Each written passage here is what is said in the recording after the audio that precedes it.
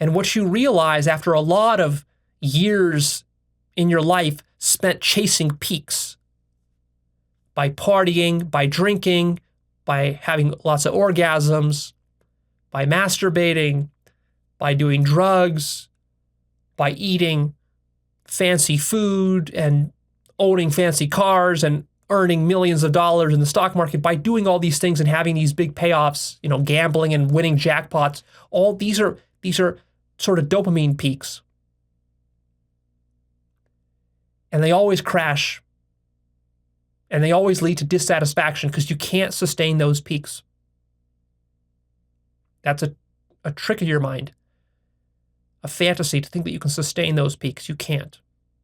There's not enough winnings you can do on Wall Street or at the casino to sustain those peaks. And in fact, there's actually some scientific evidence behind this. They've done research, and there's actually two different reward systems in your brain, your imaginary brain, two different reward systems. There's a dopamine circuit, which rewards you for sharp changes, positive changes in your survival situation. Like if you stumble upon $1,000 on the sidewalk, that's going to spike your dopamine. But then that's a short-lasting thing. It'll get spiked, you'll feel very happy for the next day or two, and then you'll drop back down. This is the case with lottery winnings, with jackpots, with big payoffs and victories in business, with finding a new romantic partner. These are all basically dopamine spikes, with drugs, of course. And then there's a separate, totally different reward circuit in your mind, in your brain, that rewards you for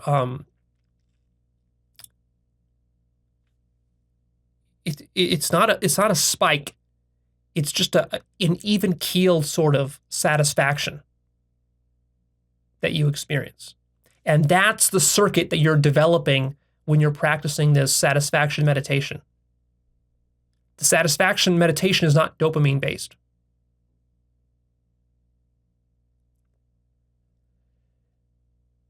And most of us have gotten addicted to the dopamine hit, even if we're not doing drugs.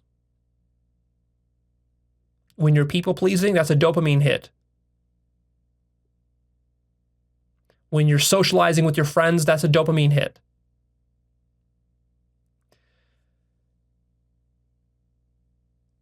But when you're just sitting there satisfied and you feel complete with the present moment, that's something else.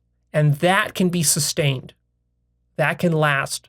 And also that can be amplified by sort of creating a positive feedback loop where it feeds into itself. And then that can be brought up and taken beyond just mere contentment to actual states of bliss and joy and love. But that takes quite a bit of practice. So start practicing. It's very simple. In fact, it's so simple that most people will overlook it and dismiss it and just poo-poo it as like, oh, well, that's some sort of, silly hippie stuff. What I want is the real tangible results in life. And you think that that's you being smart. No, that's actually you being stupid. That's not going to work.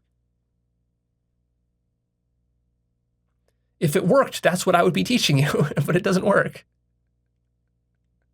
And of course, if you're not convinced of that, then spend the next 5 or 10 years of your life trying desperately, chasing those dopamine peaks, and you'll realize it doesn't work. And also, you can read the literature on how dopamine works.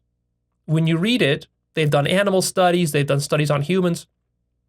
Entire books have been written about this sort of dopamine hit stuff.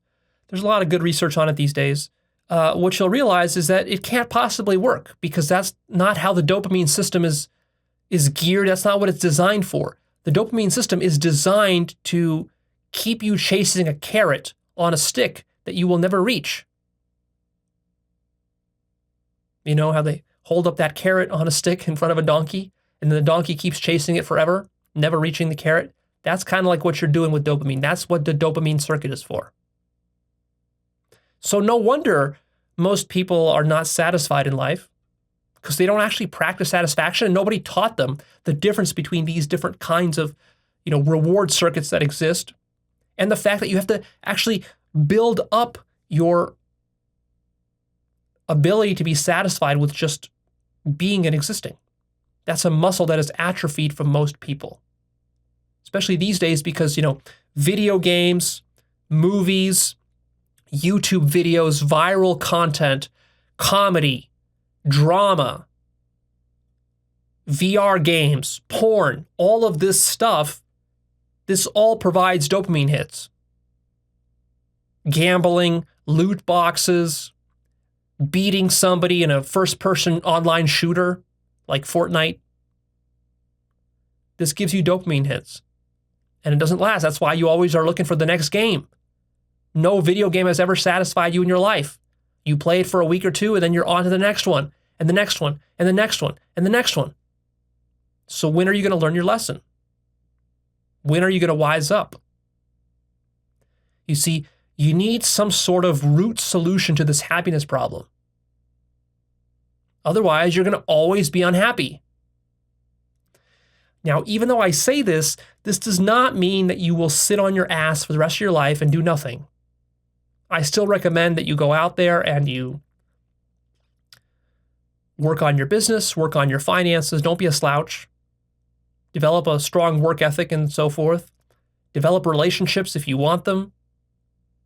Most probably need them to feel deeply satisfied with life. You can do all those things, but that needs to be the icing on the cake, not the cake itself. The cake itself is this practice here. And then you're going to try to carry it over into all those other domains. So that when you go to a park, you can really be at the park and enjoy the beauty of that park. For those 30 minutes that you're there, you can be satisfied at the park. Because see, if you don't cultivate this satisfaction muscle at all, your situation can get so bad that even when you're in beautiful and extraordinary situations, you will take them for granted and still be unsatisfied. Have you ever experienced that? I'm sure you have. I've experienced it. Sometimes the situation is perfect. Like maybe you're with your romantic partner and you two are sitting on a mountaintop and there's a beautiful sunset and you've spent the whole day hiking up to the mountaintop. You're going to plan to be there for the sunset, and here it is, the sunset is happening. It's only going to last for the next 10 minutes. Sunsets don't last very long. And you're sitting there with him or her, and it's like the perfect moment. The weather is perfect. The sun is perfect. The timing is perfect. The person is perfect. But you're still not happy. Think of a time when that happened to you. Everything is perfect, but you're still not happy. And when you're in that situation, it's like a double dose of unhappiness. Because you're unhappy, but you know the situation is perfect and that you should be happy. And so now you're unhappy that you're unhappy. And so you're double unhappy, because then you start to sort of wonder and almost go into this mode of fear where it's like, well, if I can't be happy when all the stars are aligned for me, what chance do I have to be happy at all, ever? Because this is as good as it gets as far as the stars aligning. Because they're not going to stay aligned forever. And then you're just going to become even less happy. See? So that's when it gets real bad. And that's actually when a lot of people will kill themselves or get really depressed, is when everything is going perfectly and they're still not able to be satisfied. And then they're kind of puzzled as to like, well, why is this? And then they think like, well, it's going to be this way forever. I'm going to be depressed forever now because nothing will make me happy. Well, that's because nothing can make you happy other than your own self. The only thing that can make you happy is training up your satisfaction muscle to the point where you're just satisfied with existence. You've fallen into the trap of trying to arrange existence in such a way that it pleases you. That's the key trap. Stop trying to do that so much. You can do a little bit of that, Like if you're homeless on the street, obviously you got to take care of some of your affairs so that you can have shelter, and then that's fine, nothing wrong with that. But that quickly leads to diminishing returns.